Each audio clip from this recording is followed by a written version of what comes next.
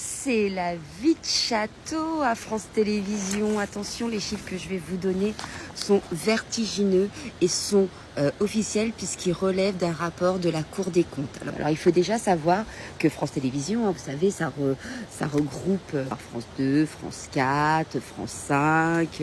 C'est le groupe dirigé par, vous savez, Delphine Ernotte qui nous dit que le but de France Télé n'est pas de révéler le monde tel qu'il est, mais tel qu'elle aimerait qu'il soit. C'est très journalistique hein, comme façon de décrire la réalité et donc les faits. Eh bien, sachez qu'il y a un déficit à France Télé de 81 millions d'euros, déficit de 80 millions d'euros. Je vous explique tout ça, si je vous en parle évidemment, c'est parce que c'est une société publique et que donc c'est nous les contribuables qui payons. Alors attendez, c'est pas tout. Alors il faut savoir qu'il y a un surcroît de masse salariale de 62 millions d'euros, qu'il y a eu 133 millions d'euros d'indemnités versées depuis 2017, qu'il y a 3,8 millions d'euros de factures de taxi. Et ce n'est pas tout, il y a 50 voitures de fonction pour les cadres de France Télé, des voitures qui coûtent chacune entre 20 000 et 53 000 euros, de belles voitures. Il y a également 2000 cartes bleues corporate, des cartes bleues, dont 6,4 millions d'euros ont été dépensés par les gens de France Télévisions qui ont la chance d'avoir la carte magique.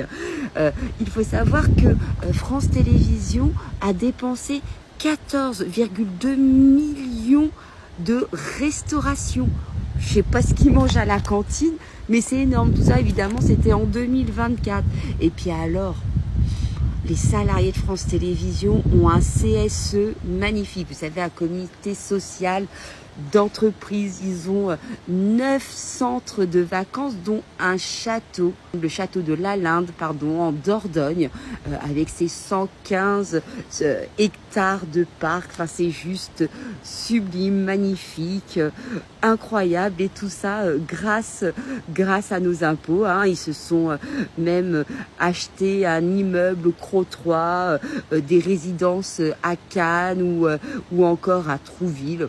Bref, c'est très chic, les vacances que l'on passe grâce au CSE de France Télévisions. Je vous rappellerai juste que Delphine Ernotte, la grande patronne de France Télé, est payée 400 000 euros par an, soit plus de 33 000 euros par mois, et puis que sa nouvelle recrue, petite chérie du 20h, Léa Salamé, qui a d'ailleurs des audiences catastrophiques, touche 25 000 euros par mois. Et évidemment, tout ça payé par le contribuable. C'est magnifique de travailler à France Télévisions.